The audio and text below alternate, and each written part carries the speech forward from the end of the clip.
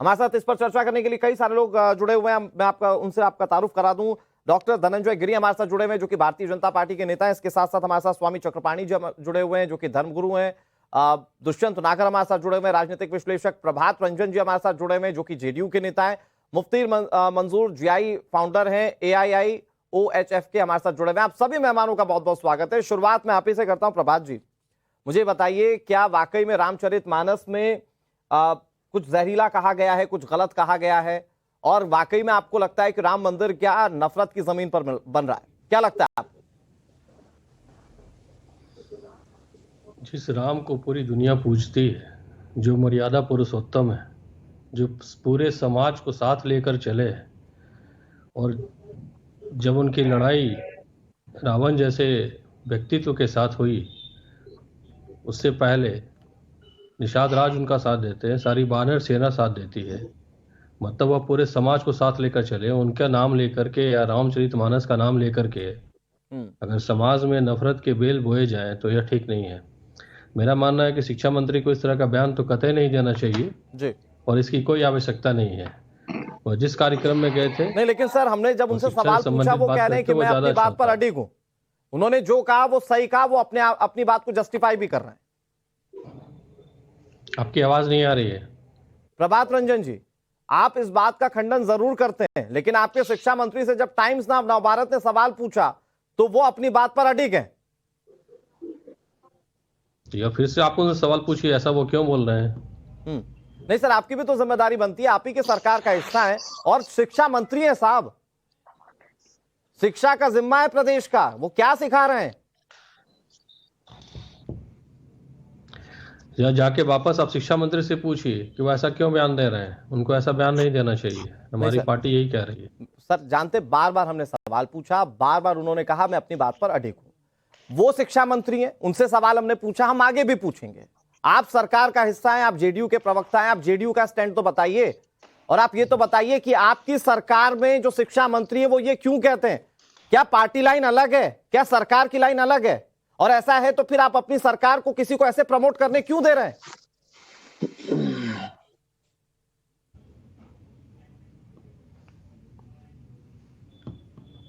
प्रभात जी, आवाज चली गई है क्या? आवाज नहीं आ रही है आपकी, कुछ आवाज नहीं आ रही है, कुछ समझ नहीं आ रहा है।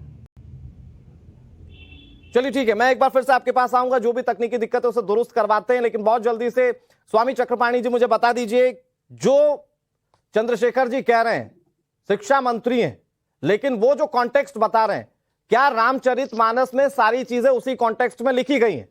और अगर नहीं लिखी गई तो उन्हें यह समझ में क्यों आ रहा है? देखिए, समस्या ये है, वो गोस्वामी जी ने तो बड़ा स्पष्ट किया है कि जाकी रही भावना जैसी हरि मूरत देखी तिनतैसी। जैसी जिसकी भावना है उसी प्रकार से भगवान की मूरत उसी अनुसार देखा जाता है। देखिए, समस्या क्या है? समस्या यह नहीं है कि रामचरितमानस में कुछ गलत लिखा है। समस्या ये है कि देखिए, त्रेता युग में रावण था, खरदूषण था, अनेक नकारात्मक लोग थे जिसको भगवान श्री राम ने संहार कर दिया। अब निश्चित रूप से वो तो खत्म हो गए, लेकिन अब जो है आप देखिए कि अब कलयुग में राम मंदिर बन रहा है भव्य, एक लंबी लड़ाई के बाद अब बन रहा है। तो कोई कह रहा है कि जी ये तो नफरत की जमीन है, कोई कह रहा है कि जी गीता जी को कह रहा है गलत, कोई बता रहा है कि जी रामचरितमानस गलत है। कहीं ना कहीं वो जो त्रेता युग का डीएनए था खरदूषण रावण का, वो डीएनए अभी भी है। और वो डीएनए प्रॉब्लम है, रूप तो बदल गया है कि राम मंदिर जैसे जैसे बन रहा है वैसे वैसे उनके पेट में दर्द हो रहा है कि भाई राम मंदिर बन कैसे रहा है। और ये काम त्रेता में भी नकारात्मक असुर करते थे, वो है ना, वो बाल कांड में गोस्वामी जी ने लिखा है, जहां जप यज्ञ योग मुनि करही तह मारिच सुबाह हो डरही देखत यज्ञ निशाचर धावही करही उपद्रव मुनि दुख पावही। यानी जब विश्वामित्र मुनि यज्ञ करते थे तो अनेक नकारात्मक असुर आते थे और उसमें हवन में विघ्न डालते थे। उसी प्रकार से जब राम मंदिर बन रहा है तो उस समय के डीएनए जो वर्तमान में है वो विघ्न डालने का काम कर रहे हैं। ठीक है, किसी भी तरीके से उनको पेट में दर्द हो रहा है। ठीक है स्वामी जी, मैं आ रहा हूं आपके पास एक बार फिर से। स्वामी जी मैं आ रहा हूं, कम से कम हमारे दर्शकों को कॉन्टेक्स्ट क्लियर हो गया होगा। मैं आ रहा हूं, जियाई साहब मैं आ रहा हूं आपके पास, दुष्यंत जी मैं आपके पास आ रहा हूं, धनंजय जी मैं आपके पास भी आ रहा हूं। बहुत जल्दी से प्रभात रंजन जी, अगर मेरी सवाल को आप सुन पा रहे हैं, बहुत सीधा सा सवाल है सर, कि अगर आपकी सरकार की लाइन चंद्रशेखर जी से अलग है, तो फिर आप अपनी सरकार की ब्रांडिंग इस तरह से क्यों करने दे रहे हैं उन्हें?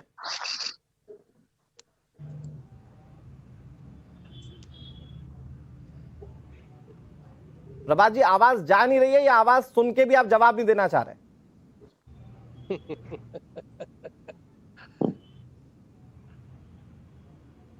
चलिए, हो सकता है प्रभात जी तक आवाज ना जा रही हो, हम कम से कम यही कंसीडर कर लेते हैं। धनंजय जी, लेकिन अचानक से ये बयानबाजियां शुरू हो गई। जगदानंद सिंह जी भी इसी तरीके की बात कह रहे हैं, बड़े वरिष्ठ नेता हैं वो तो, लेकिन उनको लगता है कि नफरत की जमीन पर राम मंदिर बन रहा है, जिसके लिए कानूनी लड़ाई लड़ी गई, जिसके लिए कोर्ट ने आदेश दिया। उसके बाद अब आरजेडी कोटे के ही मंत्री हैं जिनको रामचरितमानस नफरत का ग्रंथ दिखता है, जिसको पढ़कर पूरी दुनिया में अब एक अलग अलग जगती है, उसमें उन्हें नफरत का ग्रंथ नजर आता है। अनुराग जी, भारत की सनातन सत्य धारा के रूप में जन्म से मृत्यु तक अबाध गति से प्रवाहमान और गुंजायमान अगर कोई शब्द है भारत की धरती पर तो राम है। इस धरती पर सबसे ज्यादा उच्चारित किया जाने वाला प्रतिदिन जो शब्द है वो राम है। बापू की प्रार्थना में राम है, पूजा में राम है। बाबा साहब अम्बेडकर संविधान बनाते हैं तो पहले पन्ने पर राम दरबार लगाते हैं। ये देश राम का है, राममय है, राम की संस्कृति को जीता है। इस देश के दलित, पीड़ित, शोषित, वंचित हर कोई, बानर, भालू, पशु, पक्षी, जीव जगत, चराचर अचराचर सब कुछ राम से जुड़ा हुआ है। इस संस्कृति राममय है। और दूसरा जो आप सवाल पूछ रहे हैं सत्ता के विषय में, तो कुछ भी अकारण नहीं होता है। राजनीति में कुछ भी अकारण नहीं होता है। सबके अपने अपने कारण होते हैं। जैसे सबके अपने अपने राम हैं, उस तरह राम के भी अपने अपने कारण हैं। राम विमुख ये कारज 2024 को सिद्ध करना तो नहीं है धनंजय जी। सबसे बड़ी बात यह है कि जो विरोधी घड़ा का जो वोट बैंक है, उसका झंडाबरदार कौन बने, कौन किसको वो घड़ा जो है वो पसंद आए। लेकिन इस देश की संस्कृति से जुड़े हुए विधर्मियों ने भी इस देश की संस्कृति में राम को सम्मान दिया है। शमसी मीनाई मैंने लिखा है कि राम पे लिखूं मेरी हिम्मत नहीं है, तुलसी और वाल्मीकि ने कुछ छोड़ा नहीं है, ऐसा कोई खास कलमवर नहीं हूं मैं, लेकिन इस मिट्टी के खाक से बाहर नहीं हूं मैं। यानी कि भारत की मिट्टी के खाक से कोई भी जुड़ा हुआ हो, हिंदू मुसलमान कोई विधर्मी भी हो, तो भी राम का सम्मान करता है। मैं दुष्यंत नागर जी आपके पास आऊं बहुत जल्दी से। प्रभात रंजन जी, आपने कहा कि जेडीयू ये नहीं सोचती, आपने कहा कि आप राम का सम्मान करते हैं, तो सरकार की ब्रांडिंग, सरकार के सत्तासीन पार्टी के जो नेता हैं चंद्रशेखर, वो उस तरह से क्यों कर रहे हैं? उनको क्यों नजर आ रहा है कि किसी ग्रंथ में नफरत फैलाई जा रही है, खासतौर पे वो ग्रंथ जो हिंदुओं के लिए सर्वमान्य है? जनता दल यूनाइटेड का सवाल है, वह विकास की राजनीति करती है और बिहार के विकास के लिए कृत संकल्पित है। अब आरजेडी से के कोटा से ये मंत्री हैं, शिक्षा मंत्री जी, अब इन्होंने ऐसा बयान क्यों ऐसा होता है क्या? मुझे एक चीज बताइए प्रभात जी, एक चीज मुझे बताइए, बार बार ये आप लगातार कहते हैं। सर मुझे एक चीज का जवाब दीजिए। नहीं आ रही है, आपने कॉल पे भी मुझे लिया है, मैं कह रहा हूँ, आप सुन तो लीजिए वो मैं क्या बोल रहा हूँ। इंटरप्ट करेंगे तो फिर आप अपना ही बोलिए फिर। नहीं, आप प्लीज जवाब दीजिए, लेकिन मेरे सवाल को सुनकर जवाब दे दीजिए। मेरा सवाल बहुत सिंपल है सर। आप कोटे की बात कर रहे हैं ना? कीजिए आप सवाल जी। कोटे की बात कर रहे हैं ना सर? सरकार तो एक फॉर्म होती है ना, जनता को थोड़ी पता है कि वो आरजेडी कोटे के मंत्री हैं, वो जेडीयू कोटे के मंत्री हैं, वो फलां कोटे के मंत्री हैं। उनके लिए तो चेहरा एक है, नीतीश कुमार। तो अगर आपकी सरकार का कोई कुछ कहेगा तो वो तो नीतीश कुमार से जुड़ेगा ना साहब। नीतीश कुमार क्या ऐसा बयान दिए हैं सरकार के प्रमुख के रूप में? क्या उनका ऐसा कोई बयान आया है? सर सरकार के मंत्री ने, शिक्षा मंत्री ने, जिनके पास एक बड़ा पोर्टफोलियो, उन्होंने ये बयान दिया है। पोर्टफोलियो अलग अलग बटाया है, यह आप सब पूरे जनता को पता है कि दो गठबंधन है, गठबंधन के लोग सरकार में शामिल हुए हैं। मैं यही कह रहा हूं कि वह किसके प्रभाव में आकर के इस तरह का बयान दे रहे हैं, या इन्होंने क्या कहा है, इसके बारे में हम लोगों को नहीं पता है। अच्छा, मुझे एक लाइन में जवाब दीजिए धनंजय जी। सवाल है, ये इस तरह की राजनीति में विश्वास नहीं करती है। ठीक है धनंजय जी, सत्ता में आप बैठे हुए हैं, आपके सत्ता के सानी सब हैं, लेकिन उनके बयान अलग हो सकते हैं और आपके बयान अलग हो सकते हैं। जेडीयू क्या पल्ला झाड़ सकती है क्या चंद्रशेखर के बयान से? देखिए, ऐसा है ना कि जीतन राम मांझी जी ने पहले ही कहा था कि लिखा परदेश किस्मत में वतन को याद क्या करना है, जहां हाकिम ही जालिम है वहां फरियाद क्या करना। तो जहां हाकिम ही अनुकंपा पे जी रहा हो, जो तीसरे दल का मुख्यमंत्री हो और अनुकंपा पे मुख्यमंत्री हो, उसकी क्या हैसियत है कि किसी मंत्री को रोक पाएगा, टोक पाएगा? भाई, राजद के अनुकंपा पे नीतीश कुमार मुख्यमंत्री हैं, उनकी हैसियत नहीं है उनसे बात करने की। उनको अपनी हैसियत बनाने के लिए कह दिया गया है। इसलिए राजद का तांडव बिहार में जारी है, जंगल राज जारी है। समाज गठबंधन जो किया उन्होंने, उस लाठी की मार से बिहार की जनता ही नहीं, बिहार के निजाम भी उसको झेल रहे हैं। और साफ साफ कह रहे हैं कि भाई अपने कोटे के मंत्री हैं, यानी कि आपने अपने ही कोटे को बांट लिया है, यानी कि आप अपने हिस्से को बिहार को बांट करके और उसको सत्ता को चाट रहे हैं। प्रभात जी, मैं आपके पास आऊं उससे पहले एक बड़ी खबर आ रही है, उसके बाद मैं दुष्यंत जी के पास भी जाऊंगा। बड़ी खबर दरअसल शिक्षा मंत्री के सवाल पर नीतीश कुमार का जवाब सामने आया। उन्होंने कहा मुझे नहीं पता शिक्षा मंत्री ने क्या बयान दिया, ये नीतीश कुमार को नहीं पता है। बड़ी खबर आपको बता रहे हैं, क्या नीतीश कुमार पता नहीं सरकार है बिहार में? यह सवाल बड़ा है, क्योंकि नीतीश कुमार से जब भी संवेदनशील मुद्दों पर सवाल पूछे जाते हैं वो जवाब यही देते। एक बार सुनिए क्या कहा नीतीश कुमार। मानस को लेकर के उन्होंने कहा कि ये विवादित ग्रंथ है। हमको नहीं पता, चलिए अब हो गया, हमको नहीं मालूम। सर बक्सर में जो घटना हुई इस पर क्या कहेंगे सर? हमको नहीं पता। सर बक्सर में जो घटना हुई है सर, दरभंगा में एम्स बनेगा सर। बक्सर में क्या? सर दरभंगा एम्स को लेकर सर बक्सर में सर पावर प्लांट में आग लगा दी गई है सर बक्सर में। जो जमीन को लेके कुछ विवाद हुआ है, अरे वो तो कह दिया गया उसको, डीएम को, वो अपना सब कुछ देख रहा है पहुंच करके। शिक्षा मंत्री बोले नफरत को लेकर भी सवाल उठ रहा है। हमको पता नहीं है जी, हम देखे नहीं है। शिक्षा मंत्री ने बोला है कि ये नफरत बोने वाला ग्रंथ है। हमको पता नहीं है, हम पूछ लेंगे उनसे। ठीक सर, दरभंगा एम्स गजब है। देखिए राष्ट्रीय स्तर पर इस बयान को लेकर बवाल मचा हुआ। नीतीश कुमार कहते हैं उन्हें पता नहीं। नीतीश कुमार कह रहे हैं कि जो बयान उनके शिक्षा मंत्री ने दिया वो अभी तक उन्हें पता ही नहीं चल पाया। क्या ये नीतीश कुमार का बयान इन बयानों से भागने जैसा नहीं? एक बार फिर सुनिए बिहार के मुख्यमंत्री नीतीश कुमार क्या कह रहे हैं। मानस को लेकर के उन्होंने कहा कि ये विवादित ग्रंथ है। हमको नहीं पता, चलिए अब हो गया, हमको नहीं मालूम। सर बक्सर में जो घटना हुई इस पर क्या कहेंगे सर? सर बक्सर में जो घटना हुई है सर, दरभंगा में एम्स बनेगा सर। बक्सर में क्या? सर दरभंगा एम्स को लेकर मैं दूसरे मेहमानों के पास जाऊं बहुत जल्दी से। प्रभात जी आप मुझे बताइए, इसको लेकर राष्ट्रीय स्तर पर हंगामा मचा हुआ है, बिहार के मुख्यमंत्री कहते हैं पता नहीं है। इससे पहले मुझे बहुत अच्छे से याद है कि जब शिक्षक भर्ती को लेकर अभ्यर्थी प्रदर्शन कर रहे थे तब भी नीतीश कुमार ने ऐसे कह दिया था पता नहीं। तो क्या ये नीतीश कुमार पता नहीं सरकार चल रही है क्या बिहार में? नीतीश कुमार विवाद नहीं सरकार है, जिनका काम विकास करना है। पल्ला झाड़िए का तो विवाद कदम उठाना है, नजर ही नहीं आएगा ना सर आपको? तो नहीं, हमको नजर आने की क्या बात है? हमारे सामने वो बयान दिए थे, नहीं दिए थे? ये आपको ही पता है, आपके सामने भी उन्होंने बयान नहीं दिया है। आप लोग रिकॉर्डिंग सुना रहे हैं कि उन्होंने ऐसा कहा है। उस रिकॉर्डिंग के आधार पे हम कह रहे हैं मुझे एक चीज बताइए सर, मुझे बहुत एक चीज बताइए। इस तरह के बयान नहीं देना चाहिए। मोक्ष प्रदान किया, इनको भी जीवित रहते हुए मोक्ष प्रदान कर। ये कुमार विश्वास क्या कह रहे थे वो प्रतिक्रिया भी सुनाएंगे, लेकिन मुझे एक बहुत छोटी सी चीज का जवाब दीजिए प्रभात जी।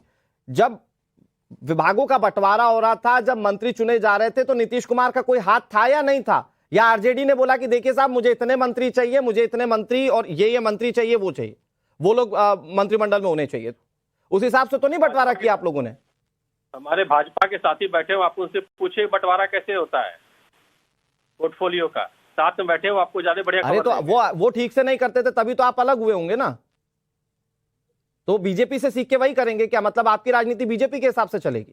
मतलब हम बीजेपी के साथ राजनीति करें तो आपको अच्छा लगता है और बीजेपी से अलग होकर उस वक्त आप खड़े कर देते, उस वक्त आप बोल देते कि पोर्टफोलियो नहीं बांटने दे रही बीजेपी। तो मैं ही सवाल पूछता आपसे कि भैया क्यों पोर्टफोलियो नहीं बांटने दे रहे? नहीं, आपने कहा नहीं, तो आज में जब सवाल पूछना तो आप भाग क्यों रहे? आप तो हर सवाल पे पलटा झाड़ ले रहे हैं। तो आपको यह बता रहे हैं कि उनसे पूछा जाएगा। जो मैं पहले बता रहा था वो उस पे सीएम ने भी कहा, चीफ मिनिस्टर ने भी कहा कि उन्हें जानकारी नहीं है, ऐसा उन्होंने। ठीक है प्रभात जी, मैं आ रहा हूं आपके पास। धनंजय जी, ये तो नीतीश कुमार पता नहीं सरकार चल रही है बिहार में, कोई भी सवाल पूछ लो पता नहीं, मुख्यमंत्री को पता ही नहीं है कुछ भी। देखिए पूरा बिहार जो है वो भगवान भरोसे। मैं धनंजय जी आ रहा हूं आपके पास। बक्सर में जो लाठीचार्ज हुआ था उसको लेकर नीतीश कुमार ने क्या कहा पहले वो सुना दे रहे हैं।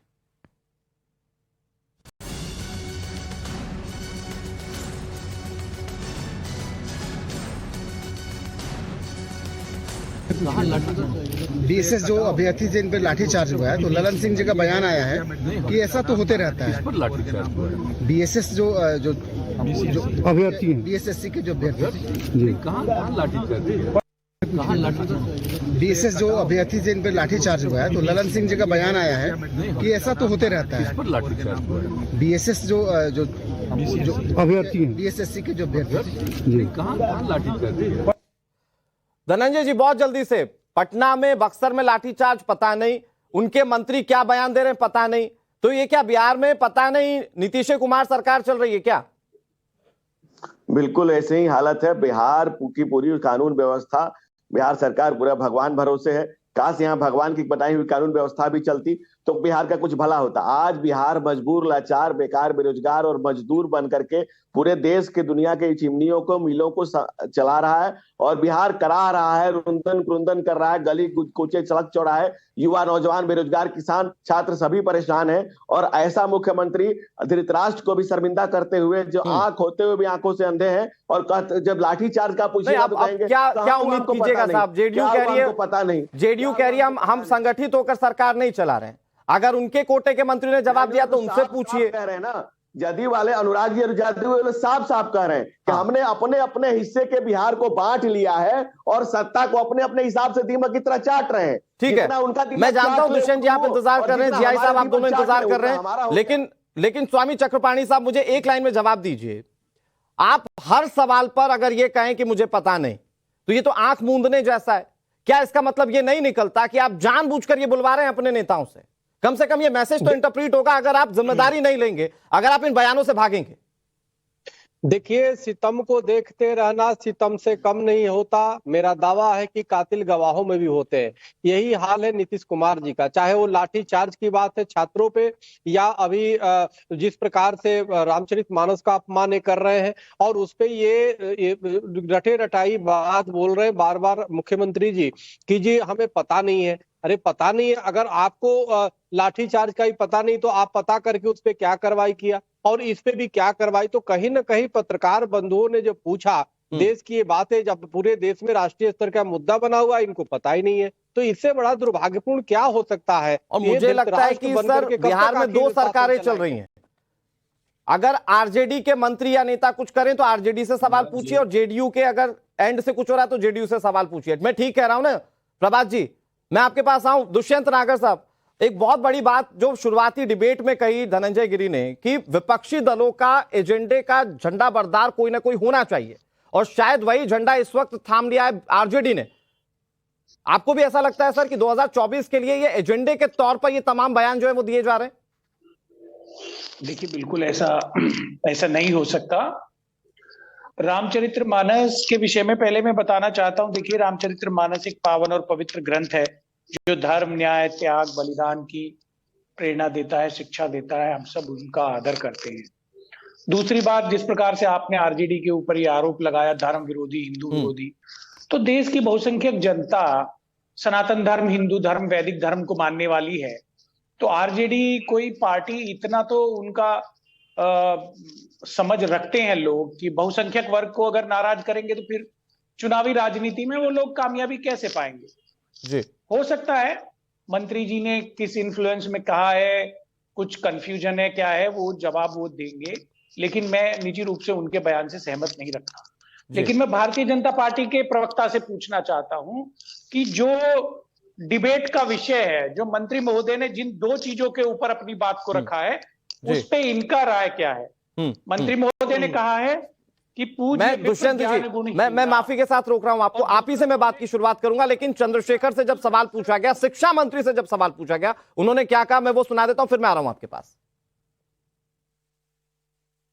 3000 साल पहले मनुस्मृति के जो ये छंद हैं, जाति के नाम पर अपमान का, इसका विरोध होना चाहिए। रामचरितमानस में जो ये छंद है उत्तरकांड, सुंदरकांड के, अरण्यकांड के, इसका विरोध होना चाहिए। जो हिंदू धर्म में बातें लिखी गई है उसी का विरोध हो, बाकी धर्मों को लेकर मैं अपना जो हमारे में कमजोरी है उस कमजोरी को रेखांकित कर रहा हूँ। बाकी धर्म में अच्छी अच्छी बातें हैं, उसको ग्रहण करो भाई, लेकिन जो विरोध के लायक है, जो समाज के बड़े तबके को काटता है, उसका विरोध होना ही चाहिए। मतलब अभी भी आप उस बयान पे डटे हुए हैं, आप कोई अफसोस नहीं? मैं अपने इस बयान पर डटा हुआ हूं कि उत्तरकांड में जो नाजायज चीज लिखी गई है, जो सुंदरकांड में जो संपूर्ण नारी जाति को गाली दी गई है, इस तरह के जो बात है उसके विरोध में है। जो अच्छी बातें हैं उसको ग्रहण करिए। बर्बरता से पीटने का काम किया, ना बच्चों को बख्शा, ना महिलाओं को बख्शा, और उसमें कोई उनसे पूछे कि भैया इनका कसूर क्या है। आज मुख्यमंत्री जी निकले हैं समाधान यात्रा पर, पहले बक्सर का समाधान करें ना। तो रिएक्शंस आ रहे थे, अब एक्सक्लूसिव रिएक्शंस थे। दुष्यंत नागर जी, मैंने वो सुनाया। आप कुमार विश्वास क्या कह रहे हैं, पहले वो सुना दे रहे हैं। ये बहुत ही दुर्भाग्यपूर्ण है कि एक प्रदेश के शिक्षा मंत्री राम कथा को विद्वेष फैलाने वाला और जहर फैलाने वाला बताएं, और वो भी उस विश्वविद्यालय में जो ज्ञान का आदि स्रोत माना जाता है। हमारे यहाँ तक्षशिला और नालंदा पुरानी ज्ञान पीठिकाएं हैं, वहाँ एक शिक्षा मंत्री दीक्षांत समारोह में ऐसी बातें बोलते हैं, अशोभनीय है। नीतीश कुमार जी बहुत समरस व्यक्ति हैं, मैं उनका बहुत आदर करता हूँ और मेरे प्रति उनका स्नेह भी है। और तेजस्वी भी मेरे भाई जैसे हैं, युवा नेता हैं, बिहार से बड़ी आशाएं हैं बिहार को उनसे। मैं उन दोनों से अनुरोध करता हूं कि ऐसे व्यक्ति को अपने संगठन से, अपनी सरकार से बाहर करें, उन्हें दंडित करें या उन्हें क्षमा मांगने के लिए कहें। क्योंकि दो बातें इसमें हैं कि एक तो या तो उन्होंने रामकथा ठीक से पढ़ी नहीं है, और दूसरा क्या वे किसी एक धर्म को, किसी एक मत को ही इतना सहिष्णु मानते हैं कि उस पर बोल सकते हैं। मैं सभी धर्मों की वरेण्य पुस्तकों का आदर करते हुए कहना चाहता हूं कि क्या वे किसी दूसरे धर्म। बहुत जल्दी से दुष्यंत जी मुझे एक बात का जवाब दे दीजिए, क्योंकि आपने कहा आप बीजेपी से भी कुछ सवाल पूछ रहे थे सर, लेकिन मेरा सवाल ये है कि आप भी मानते हैं कि इस तरह के बयान नहीं देने चाहिए। बावजूद इसके शिक्षा मंत्री इस बात पर अड़े हुए हैं कि वो अपने बयान से पीछे नहीं हटेंगे, तो माफी मांगना तो दूर की बात है। जी बिल्कुल, किसी की भी धार्मिक आस्था को, भावनाओं को ठेस पहुंचे, वो बयान नहीं देना चाहिए। मैं बिल्कुल आपकी बात से सहमत हूं, लेकिन मैं प्रश्न करना चाहता हूं भारतीय जनता पार्टी के सम्मानित प्रवक्ता महोदय से कि क्या है उनका राय। क्या वो मानते हैं जो उन्होंने सवाल उठाया है मंत्री महोदय ने, पूज्य विप्र ज्ञान गुणहीना, और दूसरा उन्होंने जो कहा है कि शूद्र अर्थात वनवासी, दलित, आदिवासी, ये लोग अगर ज्ञानी भी हैं तो इनका आदर सम्मान इनको प्राप्त नहीं होना चाहिए। भारतीय जनता पार्टी का, ठीक है सर, उनके प्रवक्ता महोदय का इसके ऊपर क्या राय है? ठीक है सर, मैं इसी पर बात करूंगा। हमारे साथ इसको जस्टिफाई करने के लिए धर्मगुरु जी भी हैं, मैं उनके पास भी जाऊं, लेकिन मुफ्ती मंजूर जियाई साहब, आप बहुत देर से कुछ कहना चाह रहे हैं। मेरा सवाल बहुत सिंपल सा है, सियासत के लिए राम के नाम का इस्तेमाल क्यों? हमारे देश में राम तो सबके लिए पूजनीय है, कण कण में राम बसते हैं, तो ये राम का अपमान क्यों, उनसे जुड़ी चीजों का अपमान क्यों? देखिए अनुराग जी, इस बात को बखूबी हमें और आपको सभी को समझ लेना पड़ेगा। जो भी पूजनीय किताबें हैं या जो भी बड़े धर्मगुरु हैं हमारे मुल्क के और पूरी दुनिया में जिनकी आस्थाएं लगी हुई हैं, चाहे वो कुरान हो, चाहे वो गीता हो, चाहे वो रामायण हो, इन तमाम किताबों का सम्मान होना चाहिए। और जो व्यक्ति इस तरीके के इस बातों की और इस किताबों की बेइज्जती करता है या फिर उनके किसी भी कुरान में से किसी लफ्ज का, किसी जुमले का, किसी भी किताब के हिस्से का अपमान करता है, तो ये बहुत ही हम सबके लिए अपमानजनक है। मैंने 3 मरतबा सुबह से ट्राई किया उन्हें बात करने की कि शिक्षा मंत्री जी से कम से कम बात हो जाए कि किस संदर्भ में उन्होंने कहा है, तो उनके पीएस ने बहुत बात नहीं की और फोन बात नहीं करवाया। लेकिन मैं बहुत ही अपमानजनक बातों का बहुत ही कड़े शब्दों में निंदा करता हूं और ये कहता हूं कि इनके ऊपर फौरी कार्रवाई भी होनी चाहिए और तेजस्वी को इस पर कार्रवाई करनी चाहिए। ये कब तक इस मुल्क के अंदर में आपको लगता है जियाई साहब की इस बार भी राजनीति के लिए धर्म को निशाना बनाया गया, ऐसा लगता है आपको? यकीनन ये धर्म का निशाना बिल्कुल बार बार बनता है और इस पर कड़ी कार्रवाई की मांग भी करता हूं। मैं सरकार से अपील करता हूं कि फौरन इस पर कानून बनना चाहिए, चाहे वो मंत्री हो, संतरी हो या आम जनता हो, कोई भी इस किस्म की बातें करता है तो उस पर कड़ी कार्रवाई की मांग मैं मुफ्ती मंजूर जियाई करता हूं। और मैं समझता हूं कि जो भी अमन के देश के अमनवासी हैं, पूरे मुल्क से मोहब्बत करने वाले हैं, धर्मों को मानने वाले, इस बात की चिंता वो जरूर कर रहे होंगे। आखिर कब तक हम ये अपमान सहते रहेंगे? अपनी किताबों का, अपने धर्मों का कब तक अपमान सहते रहेंगे अपने इस देश में, जहां पर हर एक किताब की। सर, एक आंकड़ा ये भी कहता है कि 17% मुस्लिमों का वोट बैंक है बिहार में, तो क्या उसे साधने के लिए, क्योंकि पिछले कुछ चुनावों में तो वो छिटकते हुए नजर आए आरजेडी से, जो कि आरजेडी के माने जाते थे, तो कहीं उसको साधने के लिए, गोलबंदी के लिए तो नहीं? ये सब मैं आऊंगा एक बार फिर से ये सवाल लेकर, लेकिन दुष्यंत जी मुझे एक लाइन में अगर आप जवाब दे, फिर मैं प्रभात जी के पास जाऊंगा कि क्या आपको नहीं लगता है कि जो शिक्षा मंत्री कह रहे हैं उस पर जिम्मेदारी मुख्यमंत्री की भी बनती है? जी देखिए, नैतिक रूप से तो बनती है, लेकिन यहाँ पे क्या है, तकनीकी रूप से 2 दलों की साझा सरकार है जी, और एक दल के मुख्यमंत्री हैं, एक दल के उप मुख्यमंत्री हैं, तो मुख्यमंत्री से पहले उप मुख्यमंत्री की जवाबदारी बनती है जी। और मुख्यमंत्री तो बिल्कुल पूरी कैबिनेट के प्रत्येक फैसले के लिए मुख्यमंत्री नैतिक। प्रभात जी, हो सकता है कि अभी मुख्यमंत्री को ना पता हो सकता है कि अभी आपके उप मुख्यमंत्री ना जानते हो, आप बतौर प्रवक्ता बताइए कब तक इस पर कोई क्लियरिफिकेशन आएगा पूरी सरकार का? सरकार की बात कर रहा हूं सर, मैं पार्टी की बात नहीं कर रहा हूं। सरकार का कब तक क्लियरिफिकेशन आएगा इस पर? देखिए, पार्टी के नेता और बिहार के मुख्यमंत्री ने स्वयं बयान दिया है कि मैं उनसे पूछूंगा अगर ऐसी कोई बात है तो। सर वो तो डीएम को कह रहे थे। जाहिर सा है कि बैठक होगी और उनसे सवाल जवाब किया जाए कि उन्होंने आखिर इस तरह का बयान किस संदर्भ में दिया और क्यों दिया। सर ज्यादातर लोग तो पार्टी से निकालने की बात कह रहे हैं, वो ये भी सोच रहे हैं कि इतनी कुबत है क्या नीतीश कुमार में कि आरजेडी कोटे के किसी मंत्री को निकाल दें इस तरह की बयानबाजी के लिए। देखिए, अभी एक मंत्री निकाले गए थे आरजेडी के, आपको याद होगा। कुवत की बात आप ना करें। बस यही रुकिए, एक मिनट प्रभात जी। उनको निकाल सकते हैं मुख्यमंत्री नीतीश कुमार, तो मुझे यह बताइए कि इस पर जवाबदेही क्यों नहीं तय कर सकते? जब स्वयं मुख्यमंत्री यह बोल रहे हैं कि मैं उनसे जवाब तलब करूंगा, मैं पूछूंगा कि क्या बात है, क्यों दिया है, तो आप इंतजार कीजिए ना उनके निर्णय का। तो आप दो तरीके की बात कर रहे हैं सर, ये 40 मिनट के समय में आप दो तरीके की बात कर रहे हैं। अब आप कह रहे थे, आप पहले कह रहे थे मैं आरजेडी से पूछने जाऊं, मंत्री से पूछूं, अब आप कह रहे हैं मुख्यमंत्री जवाब देंगे। नहीं, मैं ये नहीं कह रहा मुख्यमंत्री जवाब देंगे, मुख्यमंत्री उनसे सवाल करेंगे, मुख्यमंत्री जी ने यही कहा है। हाँ, ये तो मौन स्वीकृति है ना सर, धनंजय जी, ये तो मौन स्वीकृति है ना कि आप इस तरह के मुद्दों को आप छोड़ दें। आप बोलते हैं या तो उनसे पूछ लीजिए या बाद में देखेंगे, तो आप तो जो इस तरह के मुद्दे हैं उस पर अपने आप को बचाने के लिए मौन स्वीकृति दे रहे हैं। आप उनके खिलाफ कार्रवाई कर नहीं पाएंगे, आप उसके खिलाफ बोल नहीं पाएंगे। बिल्कुल अनुराग जी, बिल्कुल स्पष्ट है कि बिहार की जो वर्तमान सरकार है वो किस मजबूरी का शिकार है, इससे कोई किसी के छुपा हुआ नहीं है। और एक मजबूर और अनुकंपा पे मुख्यमंत्री नीतीश कुमार जी हैं, जो आरजेडी के अनुकंपा पे हैं। आरजेडी की तरफ से लगातार धकेलाया जा रहा है कि आप कुर्सी खाली करिए, कुर्सी खाली करिए। ऐसे में नीतीश कुमार जी के लिए अपनी कुर्सी और अपनी पोजीशन को बचाना बड़ा मुश्किल हो रहा है। तो वैसे में वो किसी पर क्या एक्शन लेंगे? और जब आप जिस तरह से पूछे जा रहे हैं, लगातार घटनाक्रमों को आप उठा करके देख लीजिए, चाहे छात्रों पर लाठीचार्ज हो, चाहे किसानों पर लाठीचार्ज हो, चाहे बिहार में रोज दे रहे बयानात हो। आप मुख्यमंत्री से जब भी पूछिएगा कहेंगे हमें नहीं पता है, और उनके अगल बगल लोग खड़ा रहेंगे जो मैं पत्रकारों से हटाएंगे हो गया। यानी कि बिहार की स्थिति क्या हो गई है, जो भयावह स्थिति से बिहार गुजर रहा है, इसको भगवान ही भला करे और बिहार को भगवान बचाए, क्योंकि अब बिहार को बचाने वाला कोई नहीं रह गया है। बिहार की जो स्थिति हो गई है, बिहार की आमो आवाम अपनी जान और माल की हिफाजत के लिए भी भगवान भरोसे ही है। क्योंकि बिहार में किसी दिन कह दिया जाए कि भाई उधर किस पार्टी से जीता है ये देख लो पहले।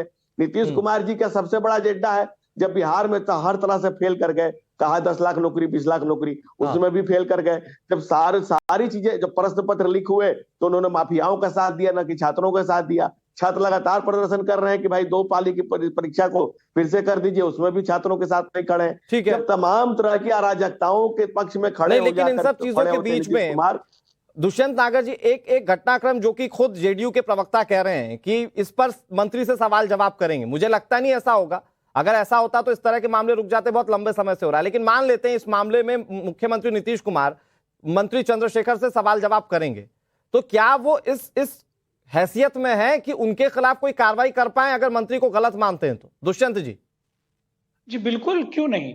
मुख्यमंत्री तो सरकार के सर्वे सर्वा होते हैं। तो जिसको चाहे उनका इस्तीफा मांग सकते हैं। ये जवाब देने से क्यों भाग रहे थे सर? डिबेट की शुरुआत में तो जेडीयू के प्रवक्ता जवाब देने से भाग रहे थे, वो कह रहे थे मैं मंत्री से पूछने जाऊं। अधिकार है। देखिए जी, नीतीश कुमार बिहार सरकार के मुखिया हैं, संविधान उनको अधिकार देता है। दोनों दलों के विधायक गणों ने उनके पक्ष में प्रस्ताव पारित करके महामहिम के पास भेजा है, तब वो मुख्यमंत्री चुने गए हैं।